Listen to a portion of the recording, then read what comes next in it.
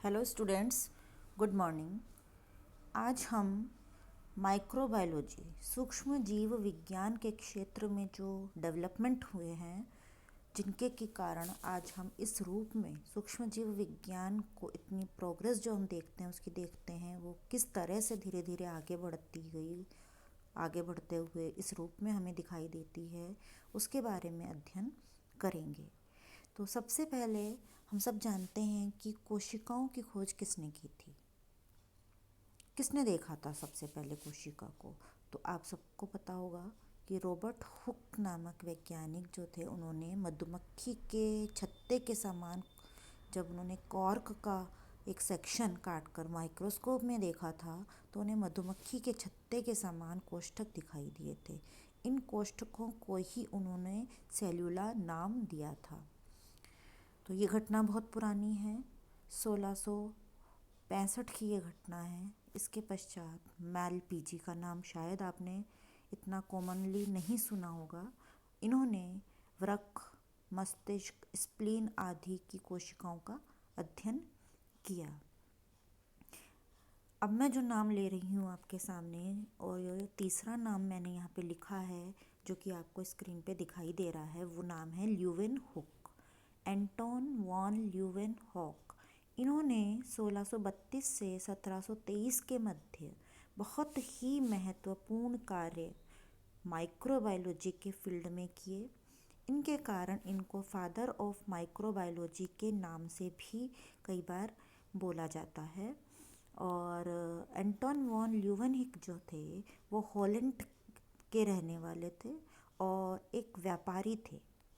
लेकिन इनको एक शौक था लेंस घिसने का, और इस कार्य को उन्होंने लगभग 20 साल तक कंटिन्यू रखा।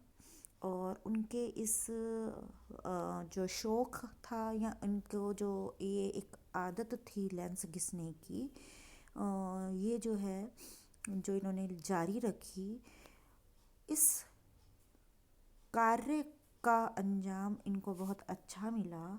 और उन्होंने जो है इस लेंस से मैग्नीफाइंग ग्लास, आवर्धन शक्ति जिसकी ज़्यादा हो, ऐसे ग्लास तैयार किए जो कि 40 से 270 गुना तक किसी चीज़ को एनलार्ज करके दिखा सकते थे।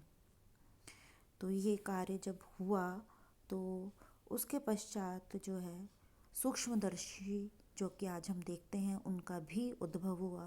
कई नाना प्रकार के सूक्ष्मदर्शी जो कि आज हम देखते हैं, इलेक्ट्रॉन माइक्रोस्कोप या फ्लोरेसेंट माइक्रोस्कोप, ये सारे के सारे जो है ये वर्तमान में डेवलप हुए हैं।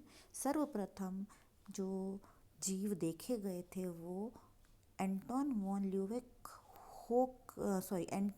ल्यूवेनहॉक ने, जो लेंस घिसकर माइक्रोस्कोप मैग्नीफाइंग क्षमता जिनकी की 40 से 270 गुना थी, उनके अंदर जो है अध्ययन शुरू किया था। और इन्होंने सर्वप्रथम पानी, लार, दांतों की खुरचन, सिरका आदि के अंदर जो है आदि का जो है अपने लेंसेज के द्वारा अध्ययन किया था। तो जब ये अध्ययन इन्होंने किया तो इन्होंने देखा कि कुछ जीव जो है वो इनमें इनको रेंगते हुए दिखाई दिए। बहुत पुरानी घटनाएं हैं ये, और उस समय तक इतना ज़्यादा जो है साइंस का डेवलपमेंट हुआ नहीं था, और किसी भी चीज़ को, किसी को भी अपनी बात को सही साबित करने के लिए बहुत प्रयास करना पड़ता था। लोग ऐसे ही अंधविश्वासों के कारण किसी की भी कोई भी बात मानने को तैयार नहीं होते थे, जब तक कि बहुत ज़्यादा प्रूव उस चीज़ के नहीं दिए जाते थे। तो इन्होंने जो संरचनाएं देखी, उनको इन्होंने एनिमलक्यूलीज नाम दिया, और जिनको कि आज हम बैक्टीरिया कहते हैं। और एंटोन वॉन ल्यूवेनहुक को ही बैक्टीरियोलॉजी का जनक, फादर ऑफ बैक्टीरियोलॉजी कहा जाता है। क्या कहा जाता है इनको? बैक्टीरियोलॉजी का जनक क्यों कहा जाता है? क्योंकि इन्होंने ही सबसे पहले जो है अपने द्वारा बनाए गए मैग्नीफाइंग ग्लासेस के द्वारा तैयार माइक्रोस्कोप के अंदर बैक्टीरिया को देखा था और एनिमलक्यूल्स नाम दिया था। ल्यूवेनहॉक जो है वो इतना ही नहीं करा कि उन्होंने बस देख लिया और छोड़ दिया चीज़ों को, और जो है ये एक साइंटिफिक अप्रोच वाले व्यक्ति थे। ये जो भी काम करते थे उसकी प्रोसीडिंग्स जो है वो उसका जो पूरा विवरण है लंदन में रॉयल सोसाइटी को भेजा करते थे। उन्होंने जो है 200 पत्रों के द्वारा 200 पत्र उनके द्वारा लिखे गए, और उन 200 पत्रों के द्वारा जो है लंदन की रॉयल सोसाइटी, जो कि इस तरह की जितनी भी साइंस से रिलेटेड या जो भी नए आविष्कार होते थे उनको इन्फॉर्म करने पर, वो जो है वहाँ पर उनकी चीज़ें संभाल के रखी जाती थी, प्रूफ्स रहते थे वहाँ पर, उसके साथ उससे जुड़े हुए रहते थे लोग उनसे। तो उन्होंने अपना सारा कार्य अपने तक सीमित नहीं रखा, आगे भी इसको बढ़ाया ताकि जो है इसको और दुनिया में प्रचारित और प्रसारित किया जा सके। इसके बाद में ये जो है गोल्ड आता है, ये जो है अर्ली डेवलपमेंट है। ये सारा का सारा जितना भी अभी हमने पढ़ा, ये सारा ल्यूवेनहॉक से रिलेटेड जो काम था वो सब अर्ली पीरियड के अंदर हुआ।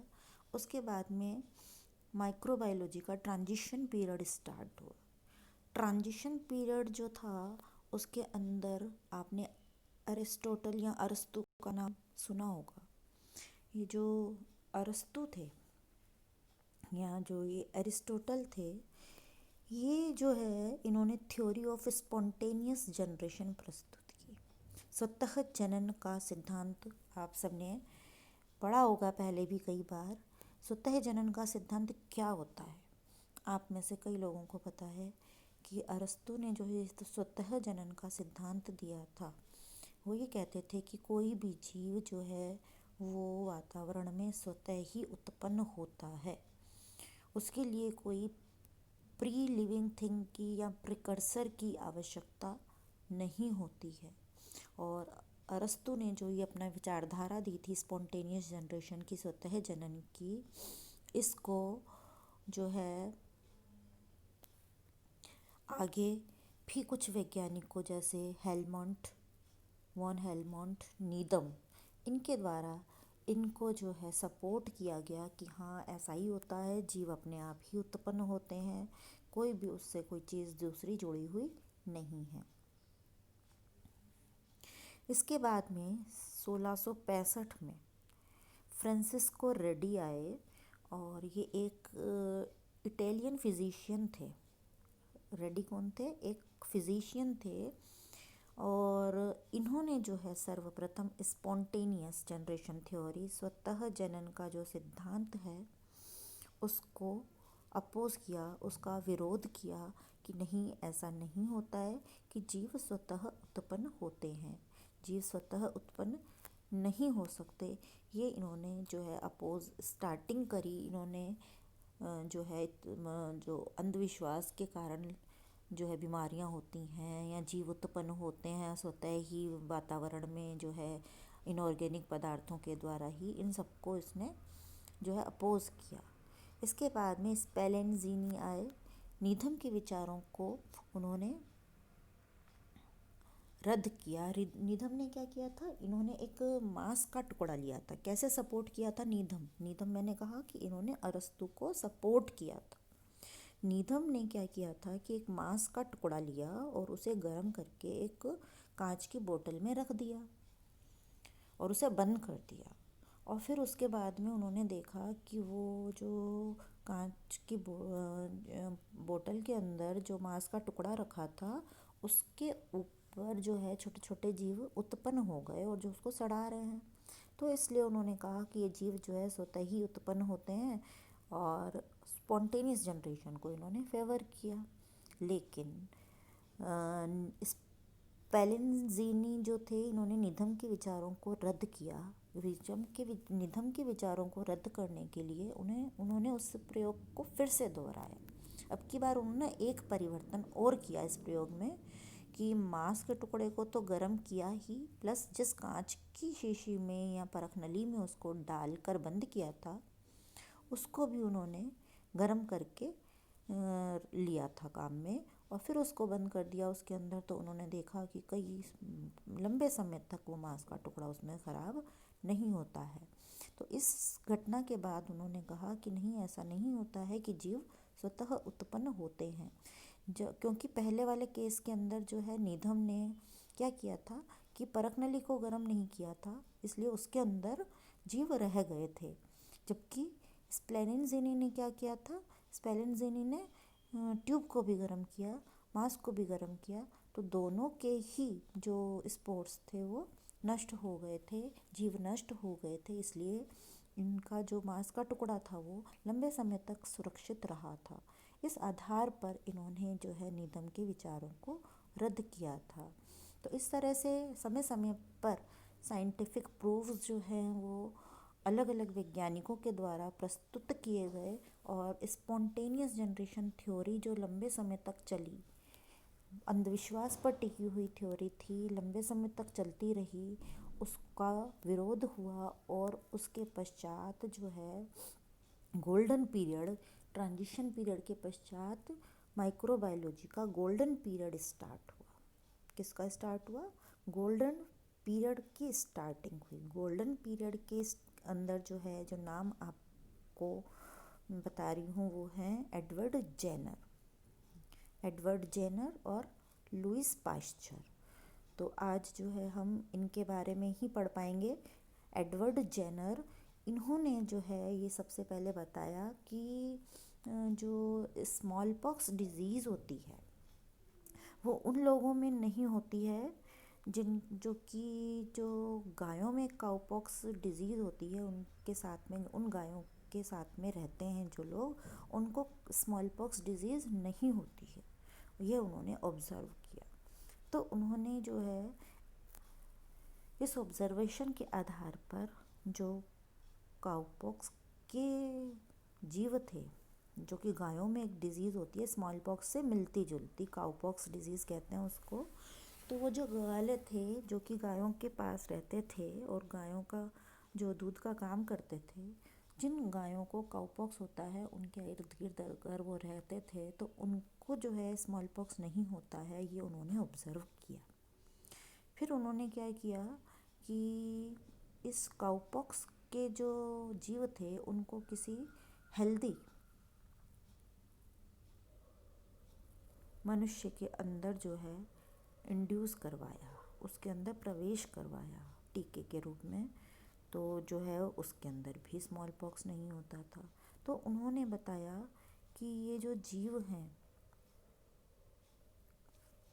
ये स्वतः ही उत्पन्न नहीं होते हैं, जर्म्स के द्वारा। जर्म थ्योरी ऑफ डिजीज़ उन्होंने बताई कि कोई भी, लुईस पाश्चर ने आगे इसको बढ़ाते हुए जर्म थ्योरी ऑफ डिजीज़ बताई थी।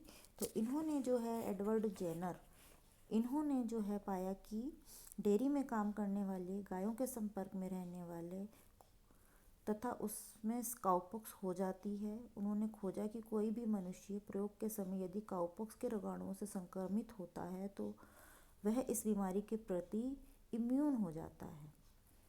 मैंने अभी बताया था कि काउपॉक्स से के संपर्क में रहने वाले ग्वालों को जो है वो इम्यूनिटी आ जाती है उनके अंदर, और यह रोग प्रतिरोधक क्षमता उनमें 3 से 7 वर्ष तक बनी रहती है। तो काउपॉक्स बीमारी के उपचार के लिए वैक्सीन खोजा।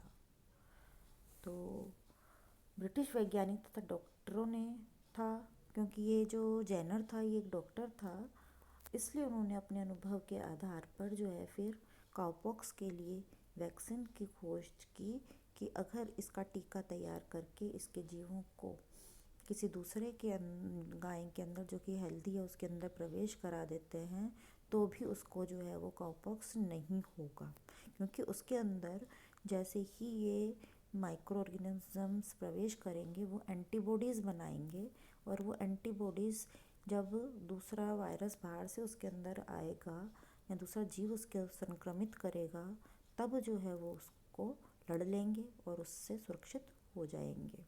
इस तरह एडवर्ड जेनर जो है उन्होंने एक बहुत ही बढ़िया खोज जो है वो की थी, और इम्यूनोलॉजी जो है इसके बाद में, और वैक्सीन के इसके बाद में जो है वो आया। टीका और वैक्सीन्स जो है वो इसके बारे में जो है वो खोज हुई एडवर्ड जेनर के द्वारा। वैक्सीन की खोज, इम्यूनिटी के बारे में बताया गया। तो नेक्स्ट नाम है लुईस पाश्चर का, लेकिन अब जो है इसको हम नेक्स्ट क्लास में पढ़ेंगे। लुईस पाश्चर, रॉबर्ट कोच, ये सारे हम नेक्स्ट क्लास में पढ़ेंगे। Thank you.